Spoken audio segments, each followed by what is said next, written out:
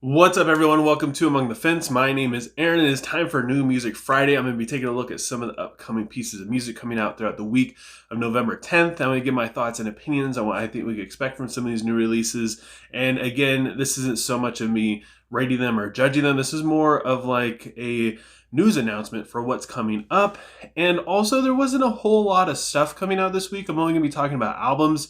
But instead of just skipping it all together, like I normally do when there isn't a lot of substance enough to make a video, I decided to kind of give a shout out to the little guys, the bands that are smaller, that I feel like still deserve some recognition. So, and also people have been saying that I don't give enough attention to these guys anyways. I only talk about, the bigger like Foo Fighters and bands like that. So these are bands, well, some of them. The first two actually do have a little bit of a following, but after that, some of these bands have less than 1,000 listens on Spotify. So yeah, if it sounds like something you'd be interested in, I highly suggest you check them out. Helmet is releasing a new album titled Left. I used to really love this band thanks to Grand Theft Auto San Andreas. I never really understood why people consider them to be metal though. I always saw them more as like alt metal or post metal, or even sometimes like noise metal more than anything else. A lot of people, they said they're heavy metal, and like this is like one of the best heavy metal bands. I don't know. I just never really saw it. I gotta admit though, I haven't really listened to them in a very long time, like almost 20 years or something.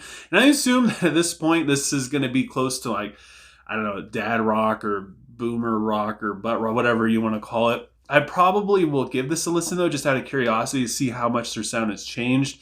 Like I said, I haven't listened to them since 2004 or 5, so I might go through their discography just to catch up on it and see how they progressed. Because even then, when I listen to them, I only listen to like maybe 2 or 3 albums from them, and I only really remember one of them.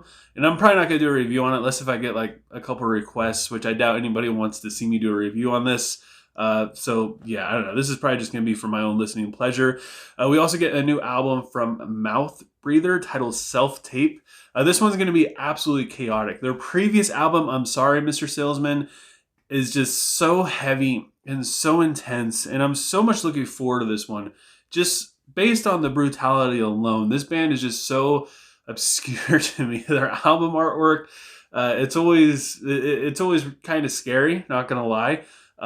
This one popped up, and I don't know why, but I always think it's a different band whenever I see their album covers, like Tala or something like that.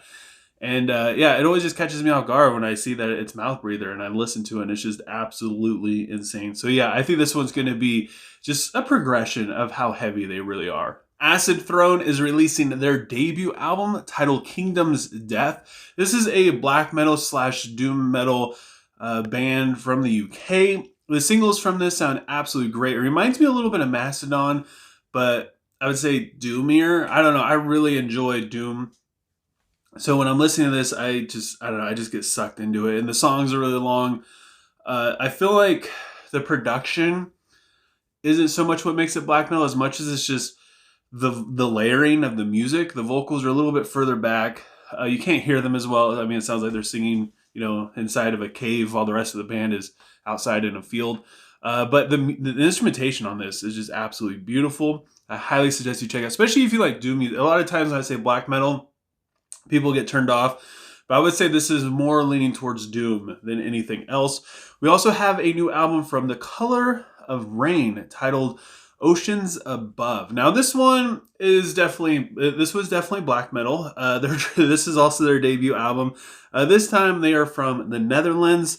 It's got a little bit of death, a little bit of prog in there. I'd say like the death is mostly within the riffs than anything else. The beautiful interludes in this one are basically what win me over. I love the interludes where it just slows down and you got that, acoustic death metal music playing, which is like the clean vocals singing about how sad they are. I don't know. It's just great. I absolutely love this one. Again, the instrumentations in this are absolutely fantastic.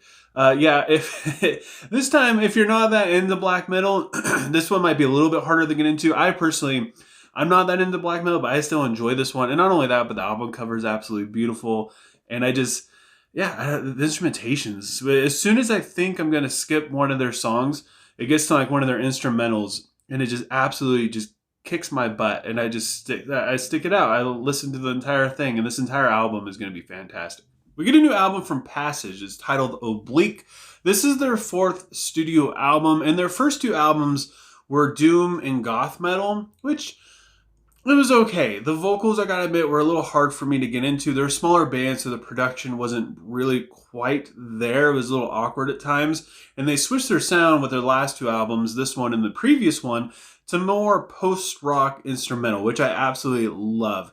Like, their tracks go on for easily 10 minutes, and it doesn't feel like it's dragging at all. And their music is just so easy to get lost in. And you could throw this thing on and just sit on the couch and just relax, or, take a long drive somewhere, and you just have a great time. I love the journey that this music takes you on, and just their writing abilities is just absolutely insane. Another really crazy band is Sâver. They're releasing a new album titled From Ember and Rust. This is a Norwegian sludge post-metal band. This is their 3rd album, and their last record, Emerald, it was a thing of beauty. It was so good. It only had 3 songs, but it was still 35 minutes long. The first one being 16 minutes. And again, this is another journey. It doesn't feel like it's dragging.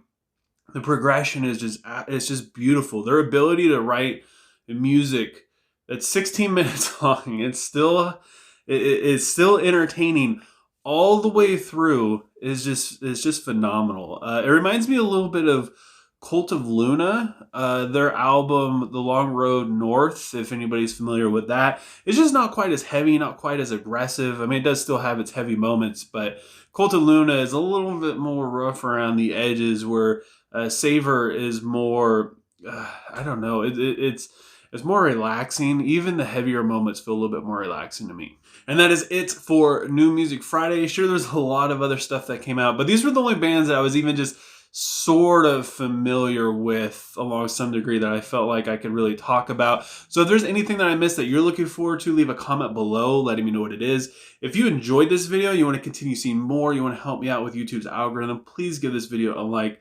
Doing that does so much for me. And if you want to help support me and my channel, please consider subscribing and ringing the bell icon. Doing any of that stuff is it does so much for me and my channel, and I appreciate it more than you guys could ever imagine. And I hope you have a good rest of your day or night whenever you happen to be watching this, and I will talk to you guys next time.